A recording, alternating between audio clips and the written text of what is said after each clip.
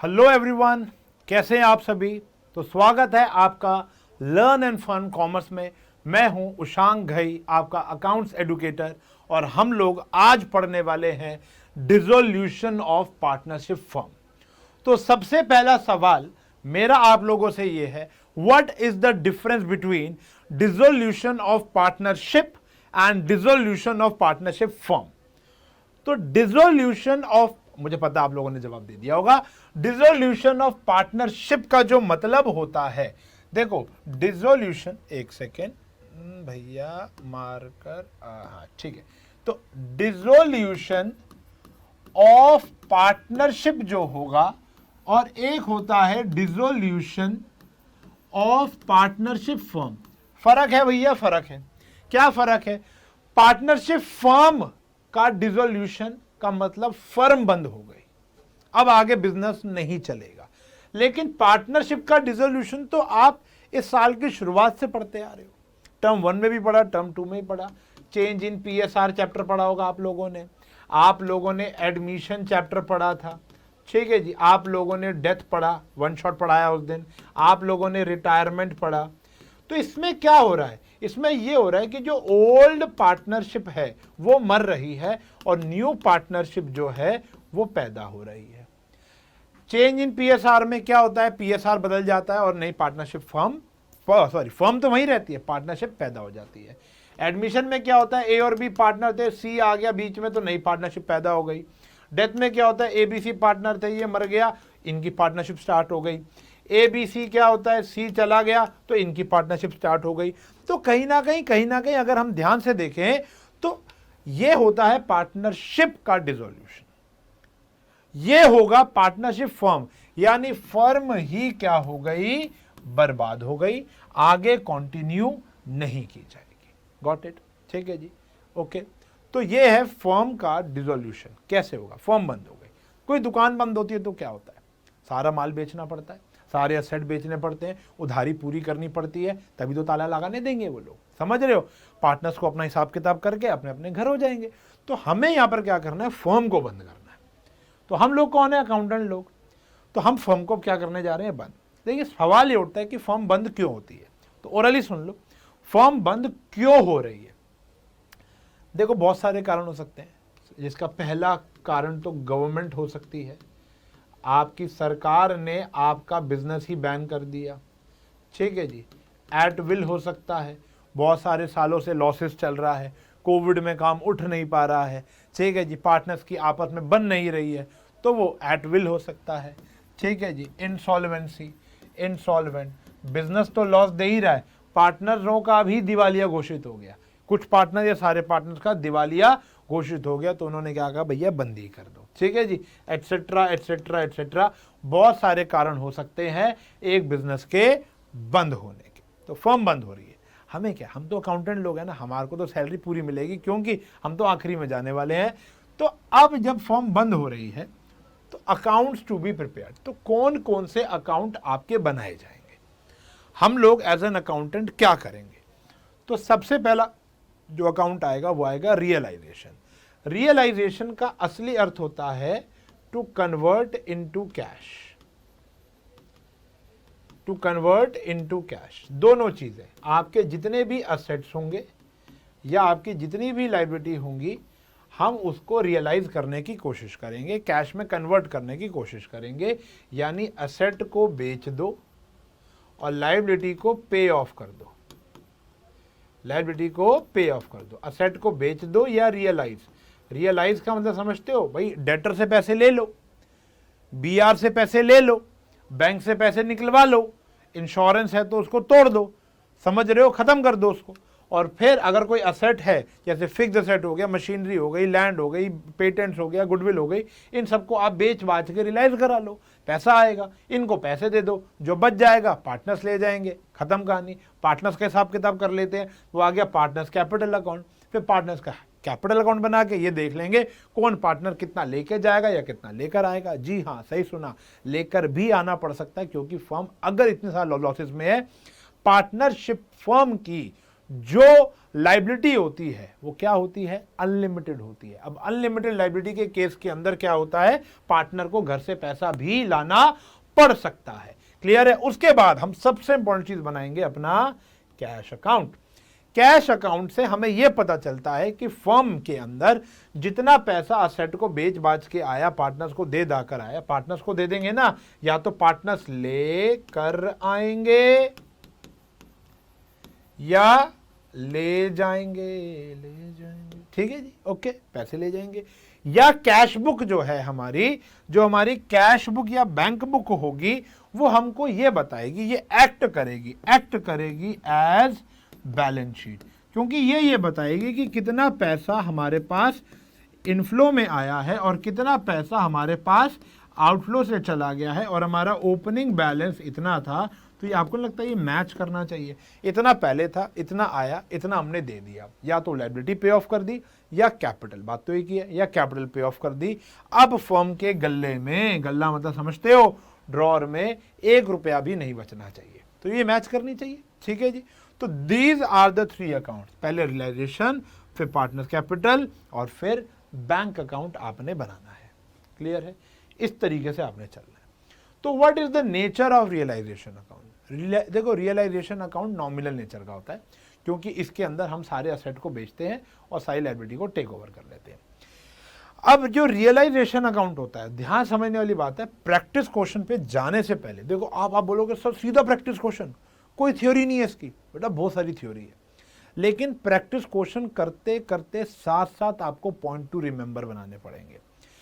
अब मैं आपको अगर एक बात बताऊं, 2 मिनट लगा के अगर मैं आपको बात समझाता हूं कि एक रियलाइजेशन अकाउंट दिखता कैसे है। देखो, ये अभी मैं आपके लिए टेम्परेरीली एक स्लाइड बना रहा हूं, ये शायद आपको मिलेगी नहीं, क्योंकि यहाँ तो हम आपको ये बता रहे हैं बस कि रियलाइजेशन अकाउंट का नेचर कैसा है, क्या चीज़ दिखेगी, क्योंकि हमें अभी आज जो काम करना है वो थोड़ा सा डिफरेंट है इससे, ठीक है जी। तो रियलाइजेशन अकाउंट के अंदर सबसे पहले तो ऊपर एक बैलेंस शीट गिवन होगी, इसके अंदर असेट कॉलम भी होगा, लायबिलिटी कॉलम भी होगा, जितने भी असेट हैं वो सारे ट्रांसफर हो जाएंगे। तो हम क्या करेंगे, ट्रांसफर कर देंगे जितने भी असेट हैं उनकी कौन सी, बीवी को। बीवी को मतलब उसकी बीवी को ट्रांसफर नहीं कर रहे, हम उसकी बुक वैल्यू को ट्रांसफर कर रहे हैं। देखो कॉमर्स वाले समझते हैं, ठीक है ना, तो और कॉमर्स वाले ही देख रहे होंगे, तो ट्रांसफर कर लेंगे बुक वैल्यू को इधर, और जितनी भी लायबिलिटी हैं उनको भी हम ट्रांसफर कर देंगे किसको, बुक वैल्यू को इधर।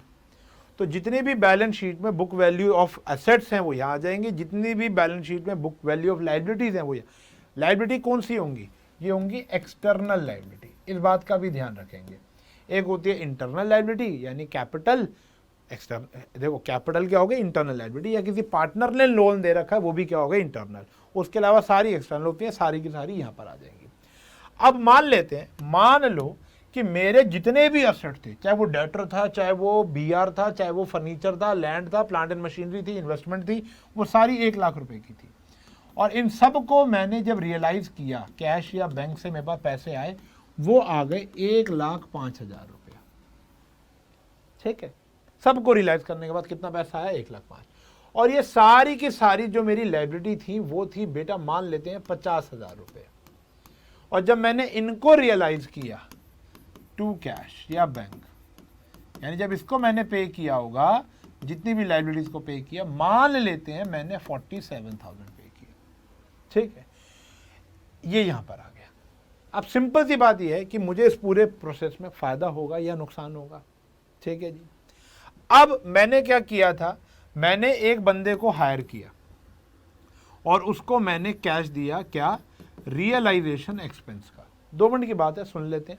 मैंने एक बंदे को बुलाया, भाई कि तू ठेका ले ले, ठेका समझ रहे हो, ठेका ले ले, ठेका मतलब क्या ले ले, कॉन्ट्रैक्ट ले ले, कॉन्ट्रैक्ट ले ले। तुम्हारी टेंजेंट कहीं और चली गई होगी, है ना, कि एक कॉन्ट्रैक्ट ले ले, ये सारे सामान को तू बेच दे और तू अपनी कमीशन ले लो। कह रहा है सारा सामान बिकवा दूंगा तुम्हारा, कोई टेंशन नहीं है, मैं ऐसे कबाड़ी वाले को जानता हूँ जो अच्छा दाम दे देता है, मैं आपसे 2,000 कमीशन लूंगा। मैंने कहा चल ठीक है, दी तेरे को, हम तो घर बैठ जाएंगे सुकून से। तो कैश हमने दे दिया एक रियलाइजेशन एक्सपेंस को। अब मुझे बताओ, मुझे मुनाफा हुआ या घाटा हुआ? देखो, 1 लाख की चीज 1,05,000 की बिकी, 50,000 फायदा हो गया। 50 की चीज 47 में चली गई, मतलब 50,000 की देनदारी 47 में निपटा दी, तो 3,000 का यहाँ फायदा हो गया, 8,000, लेकिन 2,000 खर्चा भी हो गया, तो 6,000 फायदा हो गया। अभी जो 6,000 फायदा हो गया ये पार्टनर से बढ़ जाएगा एक्स में, वाई में और जेड में। मानते हो कि नहीं मानते हो? ठीक है जी। तो this is the plot behind realisation account. तो ये रियलाइजेशन अकाउंट के पीछे ये प्लॉट होता है। पहले सारे असेट को ट्रांसफर करना होता है, एक्सटर्नल लाइबिलिटीज ही आएंगी, इंटरनल लाइबिलिटी नहीं आएंगी। मतलब XYZ पार्टनर है तो उनकी कैपिटल नहीं आएगी और उनके द्वारा दिया हुआ लोन नहीं आएगा। ठीक है जी।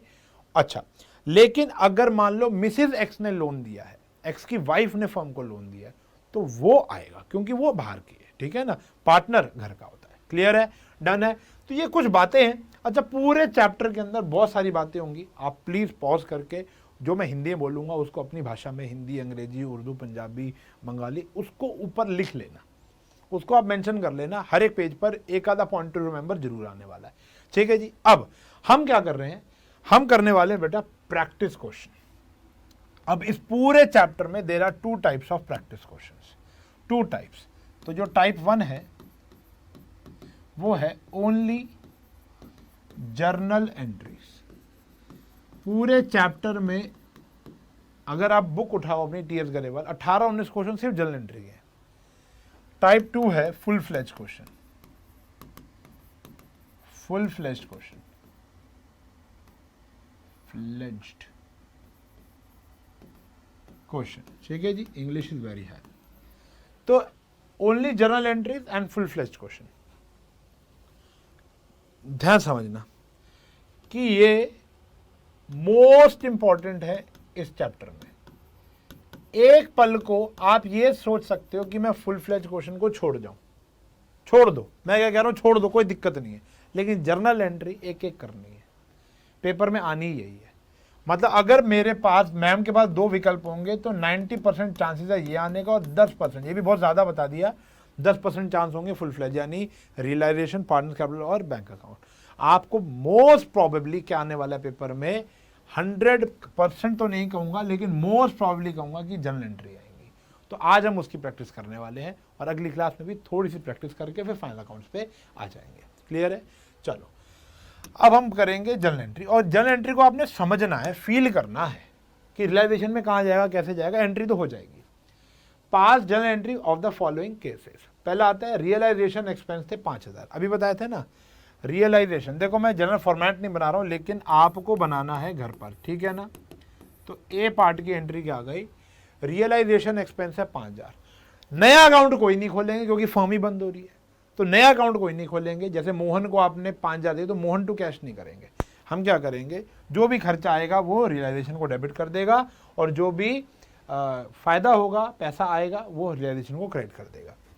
तो यहां आ गया रियलाइजेशन अकाउंट डेबिट, फर्म का एक खर्चा हो गया, 2 कैश से दिया होगा या बैंक से दिया होगा।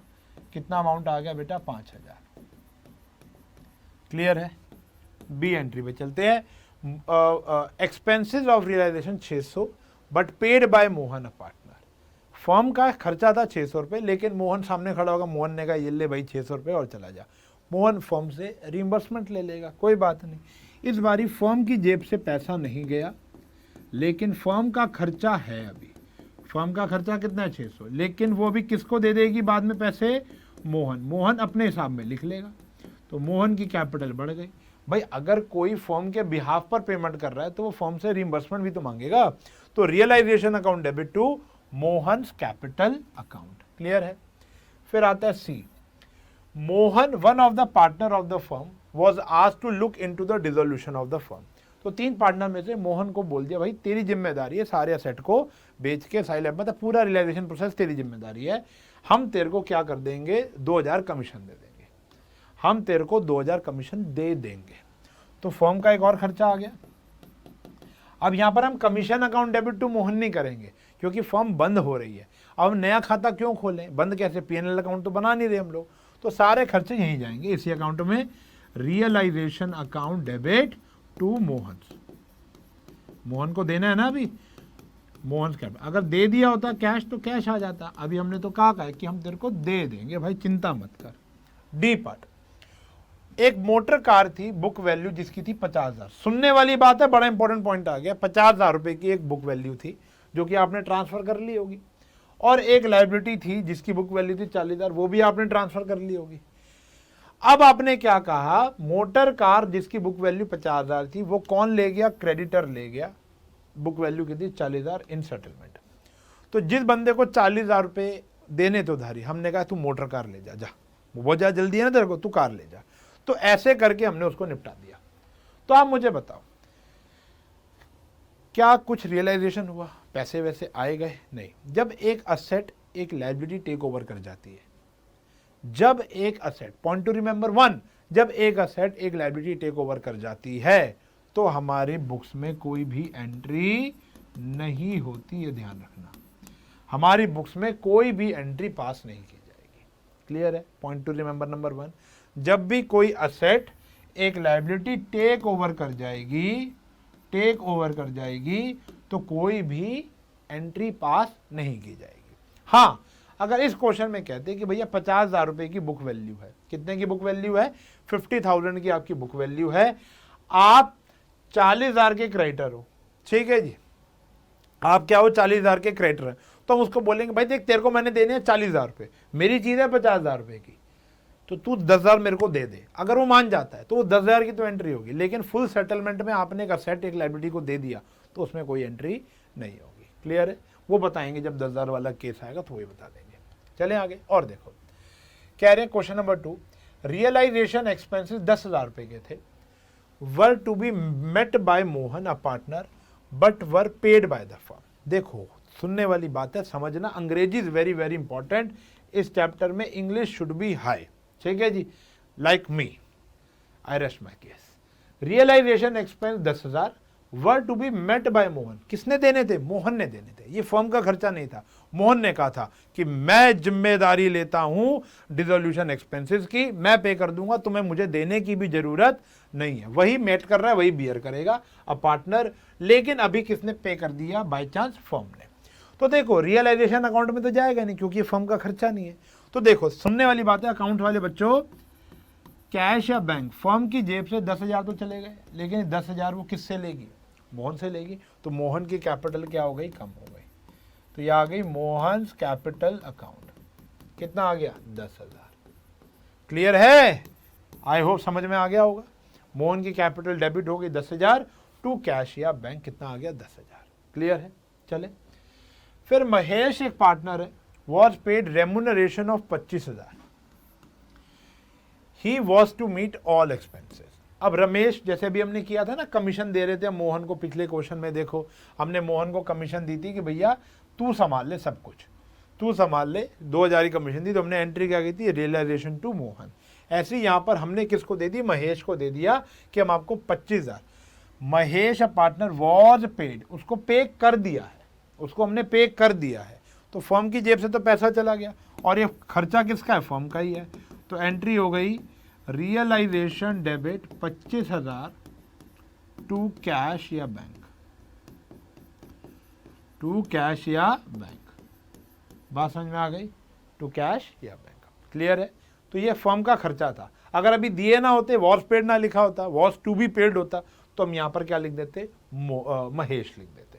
क्लियर है?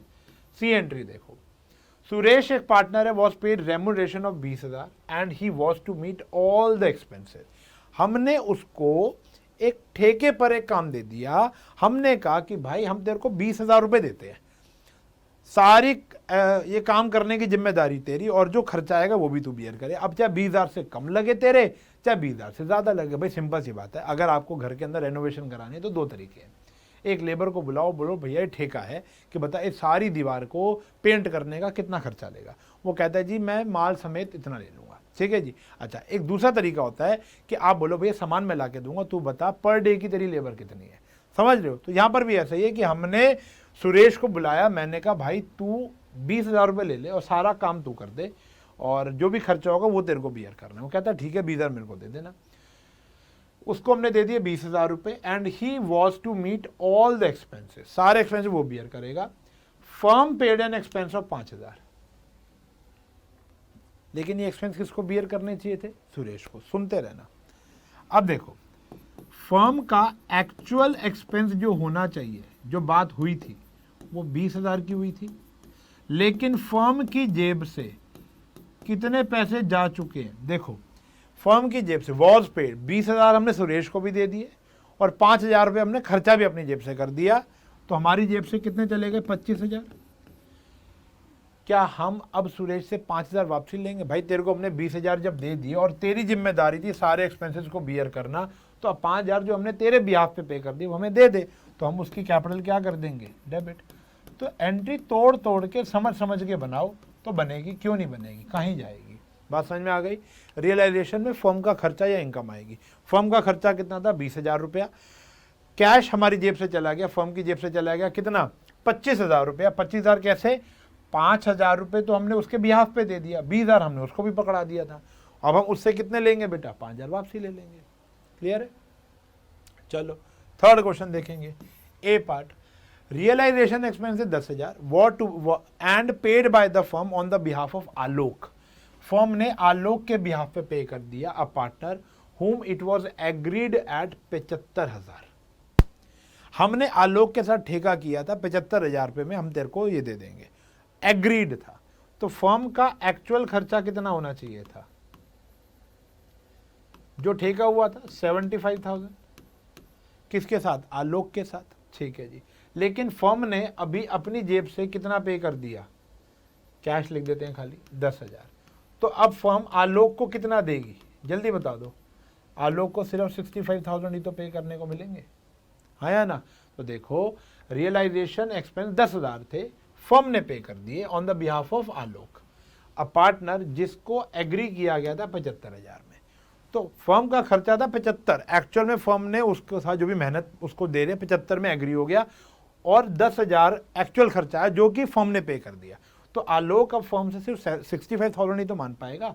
ठीक है जी, paid by the firm on the behalf. अब किसी के बिहाफ पे अगर आप पेमेंट करोगे यानी बियर तो उसी नहीं करना है ना, तो वो खर्चा एक्चुअल में आलोक का था लेकिन वो फर्म ने पे कर दिया, तो फर्म उसके हिसाब में से काट लेगी। उसका हिसाब कितना था? 75 में 10 काट के 65 दे देगी फ्यूचर में।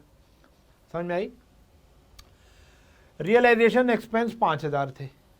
It was agreed that the firm will beer 2,000 and balance bye Ravinder a partner. ठीक है, कोई बात नहीं। तो देखो, फर्म बियर करेगी रियलाइजेशन, देखो रियलाइजेशन एक्सपेंस 5,000 थे, फर्म ने कहा कि हम बियर करेंगे 2,000। हम मान लेते हैं कि पूरा का पूरा पैसा फर्म ने पे कर दिया, फर्म ने किया 2,000। ठीक है जी, देखो फर्म ने पे कर दिया अभी कितना? 5,000, क्योंकि हम यहाँ कोई भी चीज़ उधारी पे तो रखेंगे सर, क्रेडिट भी तो हो सकता है, उसको बाद में देते हैं। बाद में कि भाई फर्म ही बंद हो रही है तुम्हारी, तो कैश में आ गया हमारा 5,000, लेकिन फर्म कह रही है भाई हम तो कितना बियर करेंगे? खाली 2,000। बाकी कौन बियर करने वाला है? बाकी कौन बियर करेगा? रविंदर। तो हम रविंदर की कैपिटल में से काट लेंगे, तो आंसर आ गया रविंदर डेबिट कितना? 3,000। तो 5,000 टोटल खर्चे में से 2,000 फर्म एग्री कह रही कि हम बियर कर लेंगे, बाकी रविंदर बियर करेगा। कुछ हुई होगी आपस में सलाह, तो रविंदर बियर कर लेगा यानी उसकी कैपिटल कम हो जाएगी। Dissolution expenses 10,000 were paid bye Amit a partner on the behalf of the firm. मतलब ये खर्चा एक्चुअल में किसका था? फर्म का था। तो यहाँ आएगा रियलाइजेशन कितना? 10,000। लेकिन अभी पे किसने कर दिया? अभी पे कर लिया अमित ने, तो अमित मांगेगा ना, तो उसकी कैपिटल क्या हो जाएगी? क्रेडिट, यानी बढ़ जाएगी। रीइंबर्समेंट मांगेगा वो, क्योंकि उसने उसके बिहाफ पे किया है, फर्म की जेब से अभी कैश नहीं गया, जबकि ये खर्चा एक्चुअल में किसका था? फर्म का ही था। क्लियर है? डन है। छोटे छोटे क्वेश्चन हैं, एंट्रीज पे फोकस करेंगे, दिमाग लगाएंगे क्या करना है। और देखो बहुत सारे क्वेश्चन हैं। ए, अब खुद ही बनाना शुरू करो। क्रेडिटर थे 85,000 रुपये के, उन्होंने एक्सेप्ट कर लिया 40,000 कैश। पहले इतना ही पढ़ लिया ना, इतनी एंट्री कर लो। अब देखो इसका फर्स्ट पार्ट, क्रेडिटर ने 40,000 एक्सेप्ट कर लिया कैश। तो देखो 85,000 के क्रेडिटर ने 40,000 रुपये कैश एक्सेप्ट कर लिया and investment worth ₹43,000 in full settlement. अब एक क्रेडिटर असेट लेके चला गया, तो इसकी एंट्री तो होनी नहीं। हमने कैश कितना दिया? 40, सिर्फ इसकी एंट्री होगी। एंट्री हो जाएगी रियलाइजेशन डेबिट टू कैश, कितना? 40। बाकियों की एंट्री नहीं होगी, जो इन्वेस्टमेंट आपने दी है उसकी तो कोई एंट्री नहीं है। जब क्रेडिटर इन्वेस्टमेंट लेके जा रहा है, फुल सेटलमेंट में लेके जा रहा है, तो क्या होगी, कोई एंट्री नहीं है। और जो वो कैश दे रहा है, जो हम उसको कैश दे रहे हैं, उसकी एंट्री आ गई। मतलब एक क्रेडिटर आया, कहता भैया मुझे तुमसे 85,000 रुपये लेने। हमने कहा भैया ये शेयर पड़े हैं 43,000 रुपये के, ये ले जा, प्लस 40,000 और देता हूँ तेरे को, 2,000 तू छोड़ दे। तो हमने, अब देखो ये जो क्रेडिटर है ये तो ट्रांसफ़र हो चुका होगा, हमें ट्रांसफ़र की एंट्री नहीं करनी है, हमें बुक वैल्यू की एंट्री नहीं करनी है। This is book value. हमें जर्नल एंट्री में कभी बुक वैल्यू नहीं करनी होती। हाँ, जब फुल फ्लेज क्वेश्चन करेंगे तो ट्रांसफ़र करेंगे। तो हमें यहाँ पे सिर्फ ये देखना है कि उसको अपने पे कितना किया, रियलाइज़ कितना किया। वो 40,000 रियलाइज़ हुआ। ठीक है जी, ए पार्ट हो गया। बी देखेंगे, क्रेडिटर थे 16,000 रुपये के, they accepted machinery valued at 18,000 in full settlement of the claim.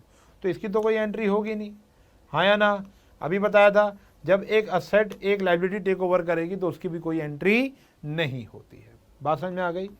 सी देखेंगे, क्रेडिटर थे 90,000 रुपये की, उन्होंने बिल्डिंग एक्सेप्ट कर ली 1,20,000 रुपये की, और वो हमको अब कैश कितना दे के जा रहे हैं, 30,000 रुपये। तो समझने वाली बात है, एक बंदा आया कहता भैया मुझे तुमसे 90,000 रुपये लेने। हमने कहा अच्छा।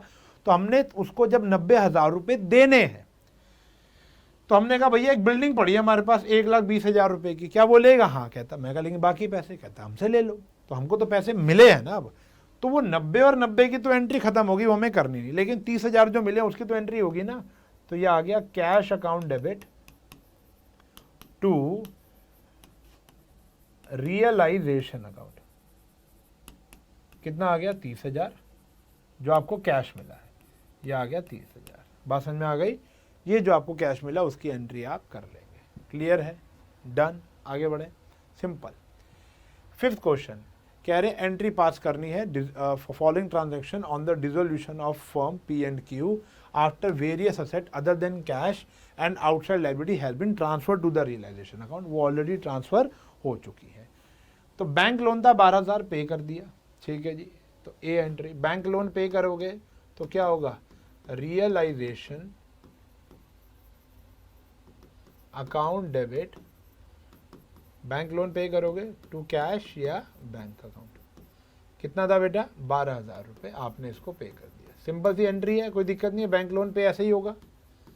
बी एंट्री देखेंगे, स्टॉक 16,000 रुपये के थे, वो एक पार्टनर ले गया क्यू। ठीक है जी, अच्छा ये आउटसाइड लायबिलिटी लेकर नहीं गया, पार्टनर लेके गया, तो हम उसकी कैपिटल काट लेंगे ना। तो देखो कौन लेकर गया, पार्टनर। तो पार्टनर क्यूज, तो क्यूज कैपिटल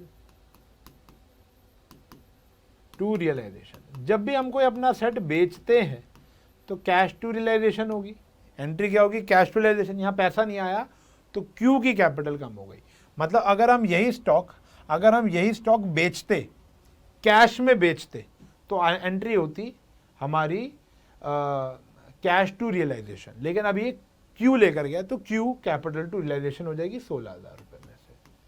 ठीक है जी, बात समझ में आ गई। आगे देखेंगे क्या कह रहा है, partner P paid a creditor 4,000।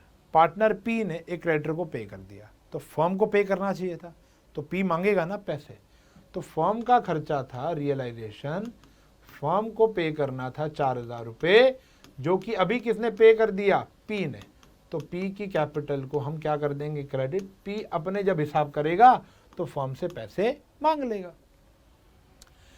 An asset not appearing in the books, वो कितने में बिक गया, 1200। एक असेट था, नाम भी नहीं पता उसका, वो बिक गया। कितने बिक गया, 1200 में। तो फायदा ही हुआ ना। तो आपके पास तो पैसा आया होगा, कैश या बैंक टू रियलाइजेशन। ठीक है जी, भाई इतनी सिंपल सी एंट्री है, कोई मुश्किल है नहीं। और जब हम क्वेश्चन करेंगे अगली क्लास में और मजा आने वाला है। ठीक है जी, तो अभी तो देखते जाओ, तो शुरुआत हुई है चैप्टर की। Expenses of realisation 2,000 were paid by partner Q. भाई पार्टनर क्यों पे कर रहा है, बियर तो वो नहीं कर रहा, फर्म के बिहाफ पे कर रहा होगा। 2,000 का खर्चा, ये फर्म का खर्चा था। रियलाइजेशन अकाउंट कितना था, 2,000 रुपये का, जो कि कौन पे कर रहा है, क्यू। तो क्यू जब अपना हिसाब करने बैठेगा तो अपनी कैपिटल में बढ़वा लेगा और ले लेगा फर्म से। ठीक है जी, ये आ गया। एफ देखो, प्रॉफिट ऑन रियलाइजेशन 36,000 था, जो कि पी और क्यू में 5:4 में बढ़ जाएगा। तो ये तो बाटी लोगे, 36,000 को 5:4 में आपने डिवाइड कर लेना है। तो 25,000 और कितना आ गया। अच्छा बांटोगे कैसे, पार्टनर्स को तो मिलेगा, तो ये आ गया रियलाइजेशन, प्रॉफिट आएगा debit side, to P's capital to Q's capital. ये आ गया 36,000 को 5:4 में, तो इसको 9 से डिवाइड करेंगे तो ये आ गया 4, तो 20,000 एंड 16,000। ये आ गया ना 20,000 और 16,000। क्लियर है? क्वेश्चन समझ में आ गया पक्का से? तो कुछ है नहीं बेटा, सिंपल सी ट्रांजैक्शन है, बस एक ही देखनी है, एक ही चीज, एक ही अकाउंट को जनरली तंग कर रहे हैं हम, रियलाइजेशन को। नया अकाउंट कोई नहीं खोलेंगे। आओ जी 6th क्वेश्चन बढ़िया से देखेंगे। कह रहे राजा और रीटा पार्टनर थे, 2:1 रेशियो था। आफ्टर ट्रांसफर सारे असेट और लायबिलिटी ट्रांसफर हो गए हैं, अब हमने सारी इनकी एंट्री करनी है।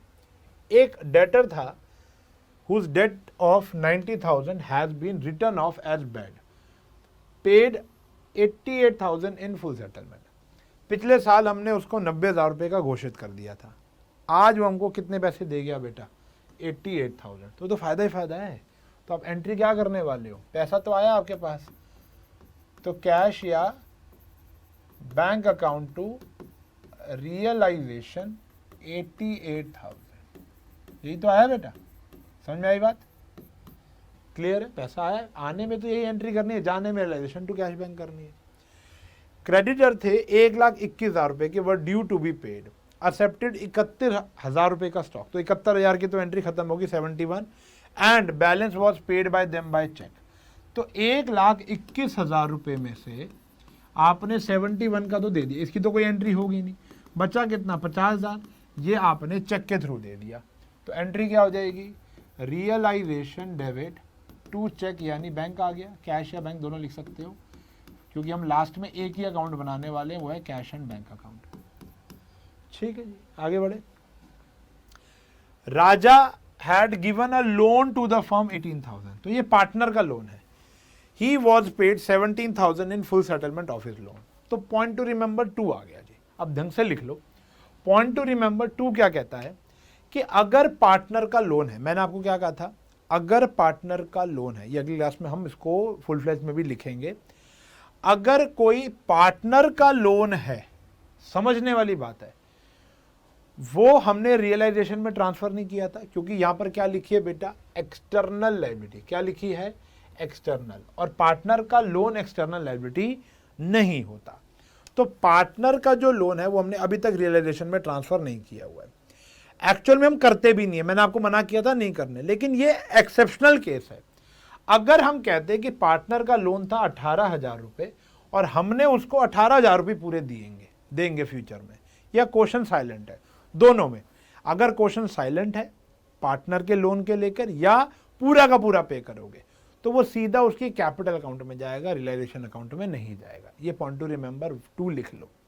लेकिन पॉइंट टू रिमेंबर नंबर 3, अगर कोई पार्टनर का लोन है और वो आप कुछ कम बढ़ती करके दे रहे हो, बढ़ती करके तो दोगे नहीं, ज्यादा तो दोगे नहीं, तो कुछ कम करके उसको दे रहे हो, तो ये हमारे को प्रॉफिट, ये हमको लॉस देगा। देखो ना, वैसे फर्म का तो प्रॉफिट होगा, राजा का लॉस हो गया। 18,000 का लोन हमने राजा से लिया था, हम उसको पे कितना कर रहे हैं? 17, तो ये फर्म का प्रॉफिट हो गया। तो रियलाइजेशन में तो गेन आएगा ये, तो इस गेन को भी तो लिखना पड़ेगा ना। तो इसकी एंट्री कैसे होगी? ध्यान से देखो, इसकी एंट्री कैसे होने वाली है। तो पहले तो हमें ना रियलाइजेशन के अंदर इसको ट्रांसफर करना पड़ेगा, क्योंकि अभी तक सिर्फ एक्सटर्नल लायबिलिटी ट्रांसफर है। तो लायबिलिटी साइड से हमें उसको यहां पर ट्रांसफर करना पड़ेगा। तो ये आ गया राजाज लोन 18,000 टू कौन से अकाउंट में आ गया? रियलाइजेशन 18। पहले तो ट्रांसफर किया, ठीक है जी। फिर जब हम उसको पे ऑफ कर रहे हैं तो एंट्री क्या हो जाएगी? Realisation to cash. पे कर दिया ना, क्या वॉज पेड, तो टू कैश कितना आ गया? 17,000। तो इसमें ऑटोमेटिकली आप देखोगे तो 1,000 का हमारा गेन आ जाएगा। क्लियर है? लेकिन अगर ये हमारा 18 का 18 जा रहा होता तो हम एंट्री क्या करते? एंट्री ये भी नहीं होती, हम सीधा क्या करते? Raja's loan to cash, Raja loan to cash, सीधा राजा को पैसे देते, तो रियलाइजेशन की कोई जरूरत नहीं। देखो यहां पर रियलाइजेशन क्रेडिट हुआ 18 से, डेबिट हुआ 17 से, तो 1,000 रुपए का गेन आ गया। लेकिन अगर हम 18 ही ले रहे हैं और 18 ही दे रहे हैं तो कि मुनाफा घाटा नहीं हुआ, तो वो कैपिटल, तो वो वाला अमाउंट रियलाइजेशन अकाउंट में नहीं आएगा। ठीक है जी। तो सेकेंड पॉइंट टू रिमेंबर ये था कि अगर पार्टनर का लोन है और वो जितना आया उतना ही देंगे, या क्वेश्चन साइलेंट है कि कितना देंगे, तो वो सीधा पार्टनर्स कैपिटल अकाउंट या सीधा कैश बुक में उसका ट्रीटमेंट होगा, उसका रियलाइजेशन एंट्री से कोई लेना देना नहीं है। ठीक है जी। लेकिन अगर हमने उसको कम पैसा दिया तो हमारा गेन हो गया ना, तो हम पहले उसके पैसे को ट्रांसफर करेंगे, जैसे बाकी लाइबिलिटी ट्रांसफर की होंगी, बुक वैल्यू है ये, और ये हमने रियलाइजेबल वैल्यू यहां पर लिख दी। ठीक है, तो गेन आ गया। तो ये इंपॉर्टेंट एंट्री हो गई भैया। ठीक है जी। फिर कह रहे हैं कि इन्वेस्टमेंट थी 53,000 की, out of which investment worth rupees 43,000 were taken over by Simar at 52। तो देखो 43 की इन्वेस्टमेंट सिमर लेके जा रही है 52 की, तो ये तो बुक वैल्यू हो गई, ये तो हमने ट्रांसफर कर दी होगी। एक्चुअल वैल्यू कितनी है हमारी 52, तो सिमर लेके जा रही है, तो सिमर को दे देंगे, कोई दिक्कत नहीं है। तो एंट्री क्या हो गई, सिमर की कैपिटल कम हो जाएगी, क्योंकि 52 की वो चीज लेके जा रही, तो उसकी कैपिटल से काट लेंगे। टू रियलाइजेशन कितना आ गया 52, पहली बात तो ये हो गई। उसके बाद कह रहे हैं और बाकी इन्वेस्टमेंट आपने 12,000 की बेच दी। देखो 53 वाली चीज 43 की तो चलेगी, 10,000 की बची, और बाकी आपने कितने की बेच दी, 12,000 रुपए की। तो पैसा आएगा आपके पास, तो वो आ गया कैश या बैंक टू रियलाइजेशन। आप एंट्री कंबाइंड भी कर सकते हो, मेरा काम अभी आपको समझाना है, तो जितना ब्रेक करके समझाएंगे उतना ही बढ़िया समझ में आता है। ठीक है जी। ई पार्ट देखेंगे, expensive on dissolution amounted to rupees 19,000 है, and the same were paid by the firm. Firm ने पे कर दिया, अरे फर्म ही पे करेगी और कौन करेगा। तो एंट्री क्या हो गई, रियलाइजेशन टू कैश, पे कर दिया आपने, कितना आ गया 19,000, कितना आ गया 19,000। ये एंट्री तो हमें आएगी समझ में। तो आई होप समझ में आ गई, वरना बेटा रिवाइंड करके दोबारा देखो, चीज़ों को समझने की कोशिश करो, और एंट्री करना बड़ा ज़रूरी है, तभी आगे बढ़ पाएंगे। प्रॉफिट ऑफ डिसोल्यूशन कितना था 30,000, तो उसको बांट देंगे। रियलाइजेशन डेबिट कितनों को बांटना है, सिमर, राजा, रीटा, सिमर, राजा और रीटा, 30,000 बांट दो। अब 30,000 को 2 to 1 में आप लोग बांट देंगे, कितना आ गया, 5 से डिवाइड करो 6, तो 12,000, 12,000 और 6,000। ठीक है, डन, क्लियर है। आओ इसी प्रकार आगे एक ये क्वेश्चन है, क्या कह रहा है, लास्ट क्वेश्चन कह रहे एंट्री पास करनी है, unrecorded liability on the dissolution of the firm of Shiv and Mohan, दो पार्टनर है। तो देखना बेटा 4 एंट्री है, अच्छी एंट्री है, समझने वाली बात है, और खुद करने की कोशिश करनी है। एक कंटिंजेंट लाइबिलिटी थी, पता है ना, एक ऐसी लाइबिलिटी जो पता ही नहीं होती कब पे करनी है कब नहीं। In respect of bill discounted but not matured, कितनी थी 18,500। An acceptor of one bill 2500 became insolvent and 50 पैसा इन अ रुपी was recovered। तो 2500 में से सिर्फ 1,250 रुपये आपको रिकवर हुआ है। Liability of the firm on the account of the this bill discounted and dishonour has not been so far been recorded. तो भैया देखो सिंपल सी बात तो ये है, तो क्वेश्चन को समझना पड़ेगा कि क्वेश्चन में बोल तो बहुत कुछ रखा है, लेकिन करने लायक कुछ ज़्यादा है नहीं। कह रहे contingent liability in the respect of the bill discounted but not matured of rupees 18,500। ठीक है जी, मतलब हमने किसी, मान लो राम से मुझे बिल मिला 18,500, मतलब दो चार बिल थे, वो मुझे बिल मिले और मैंने बैंक से आकर डिस्काउंट करा लिया। अब ये तो कंटिंजेंट, ये तो अब पता नहीं ना कि वो पे करेगा कि नहीं करेगा। अगर वो नहीं करेगा तो बैंक मुझसे मांगेगा, ठीक है ना। तो ऐसे टोटल बिल कितने, 18,500। एक एक्सेप्टर ऑफ वन बिल था जो 2500 बिकेम इंसॉल्वेंट एंड 50 पैसा, तो इसमें से एक ने तो हाथ खड़े कर दिए, कहता भैया मैं तो आधे पैसे ही दे पाऊंगा। The liability of the firm on the account of this bill discounted and dishonoured has not been so far been recorded. तो देखो अब वो टोटल तो छोड़ देते हैं क्योंकि उसका तो हमें पता ही नहीं क्या होगा, लेकिन टोटल 2500, बैंक तो आपके खाते से कितने पैसे काट लेगा 2500, लेकिन आपको मिलेगा कितना बेटा 12,500, 12,500। तो ध्यान से देखने वाली एंट्री है कि बैंक ने आपके खाते से 2500 काट लेगी पूरे के पूरे, और वो बंदा आपको कितने पे कर रहा है, वो बंदा आपको कितने पे कर रहा है 12,500। तो बाकी तो हमारा नुकसान हो गया ना, वो आ गया रियलाइजेशन। सिंपल सी एंट्री है, क्लियर है। तो कैश डेबिट हो जाएगा 1250 क्योंकि वो आपको मिलेगा। बैंक आपके खाते से कितना पैसा काट लेगा? 2500 रुपये। क्यों? क्योंकि आपने डिस्काउंट करा के आपने तो बैंक से 2500 रुपये ले लिए होंगे, लेकिन अब उसको पैसे जो ड्रॉई है वो पे नहीं करेगा, तो आपको पे करने पड़ेंगे। और आपका जो नुकसान हो गया वो कितना हो गया? 1250। देखो पहले इस रियलाइजेशन की जगह बैड डेट आता था, अब बैड डेट क्यों नहीं आ रहा? क्योंकि नया अकाउंट कोई भी नहीं खोल पाएंगे, क्योंकि उसको क्लोज कैसे करेंगे, क्लियर है। फिर there was a contingent liability in the respect of claim of damages of 75,000। Such liability was settled for 50,000 and paid by the Shiv. Shiv ने पे की है, वो लायबिलिटी कितने की दे दी हमने? 50,000 रुपये की। कोई दिक्कत नहीं है, तो आप पे कर दो। एक्चुअल में वो खर्चा किसका था? वो खर्चा था 50,000 फर्म का, लेकिन अभी पे किसने कर दिया? शिव ने। तो शिव रिम्बर्समेंट ले लेगा बाद में जब अपना हिसाब करेगा तो। ठीक है जी, कितनी बारी एंट्री आ गई है। तो वो डराने के लिए कंटिंजेंट वर्ड यूज़ करते हैं। भैया ये तो बुक वैल्यू होगी ना, इसका तो कोई काम नहीं है। ये है हमारी एक्चुअल रियलाइजेबल वैल्यू, ARV। ठीक है जी।